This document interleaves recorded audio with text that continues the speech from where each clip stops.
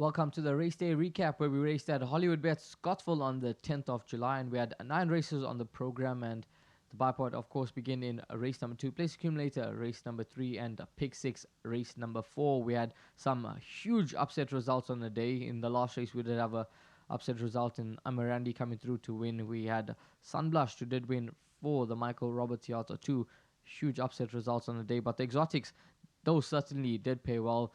Place accumulator did pay a nice dividend of around 3,000 Rand, and the pick 6, that was a carryover of the pick 6 as well. So well done if you managed to get any exotics this afternoon at Hollywoodbets Scottsville. It all began in race number 1, which was the maiden juvenile plate over the 1600 meters for the fillies, where Umvoti was your winner, getting the better of Feeling Groovy. Let's have a look at Umvoti's debut win.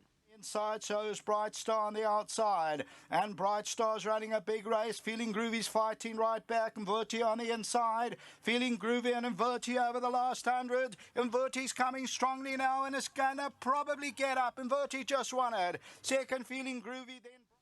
Certainly a very nice win from the first timer there, Umvoti, from the Justin Snaith yard with Richard Faria aboard.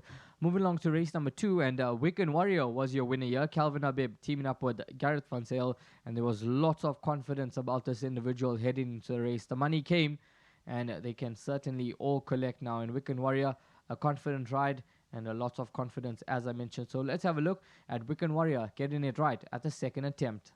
Is running on, and on the extreme right hand side is Over and Eyes. Now Wiccan Warrior comes forward without question, still there, and Aspect to run on the outside. Wiccan Warrior without question, Aspect, and Over and Eyes is warming up in the yellow on the outside. Wiccan Warrior and without question, these are the two. Wiccan Warrior just made it. Second will go to Without.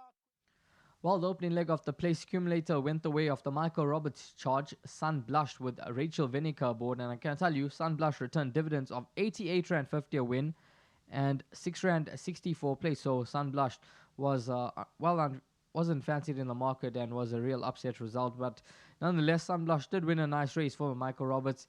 And Michael did say that he didn't quite expect this victory. He thought the horse may just need this one more run to tighten up, but Sunblush did win a nice race, and the disappointment would have been Gimmy's Laddie, who did run third. Lazy Guy was second, and fourth went the way of the first timer from the Mike de Kock yard, Black Cherry. I think certainly one to keep a very close eye on. Moving along to race number 4 on the card, and in race number 4 we kicked off the pick 6, where we did have an objection, where number 4, Don Karari, was your winner, and number 13, Stanley Park, did run second. And those two horses did fight out the finish. Don Karari with Gabriel Peterson aboard, and Stanley Park did have the services of Atsandiwa and Kutwa. So I think Stanley Park is one that you can keep a close eye on next time out. He certainly did run an absolute cracker.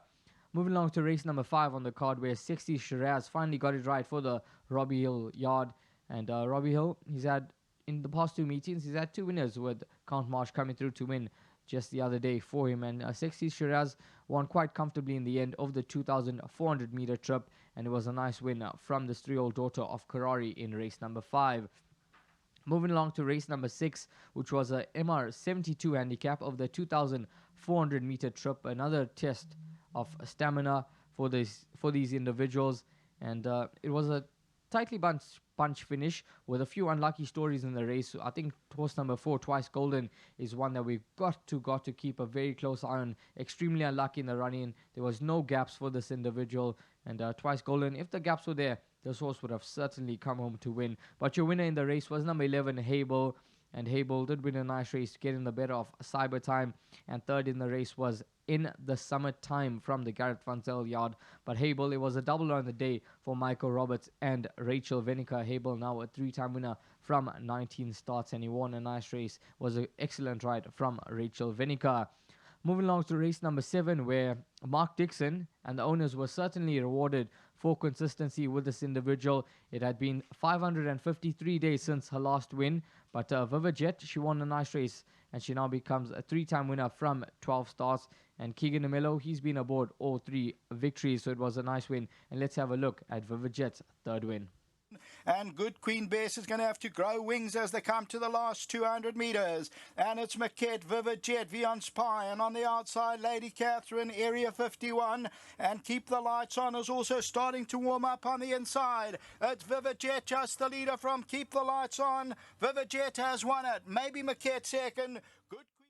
We saw Vivid Jet coming through to win, and Good Queen Bess, well, she was tailed off for quite some time, and for most of the race, in fact, and she ran on really, really strongly, and that was over the 1,000 meter trip. She did heat it for third place in, but Good Queen Bess, she's certainly enjoying it here in the province, and over 1,200, I think she goes extremely close to winning once again, but she was a bit unlucky over the 1,000 meter trip, just running on too late on in the day.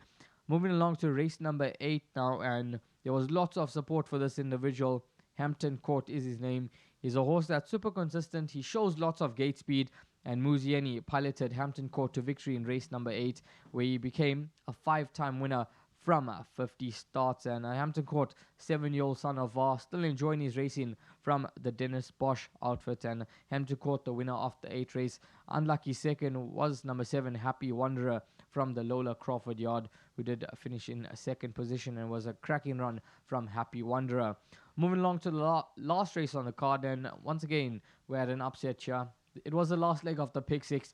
If you were standing into the last leg of the Pick 6 and you didn't manage to find this one, Amarandi, a bit unlucky, it must be said, because Amarandi, she was the biggest outside in the race.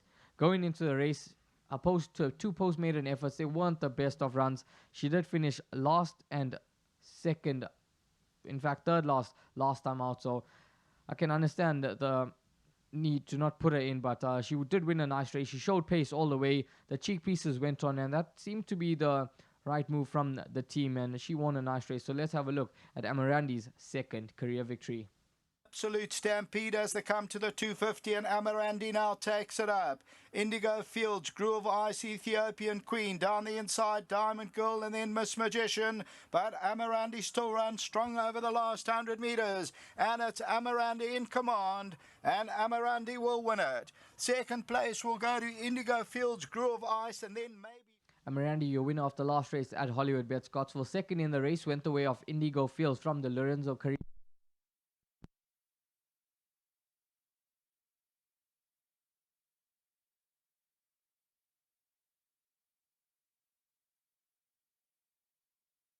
Races on the card, and we're treated to some fascinating finishes, and we do race next at Hollywoodbets Greyville. That's on the poly track on Monday. 8 races to look forward to. So until next time, you take care and punt well.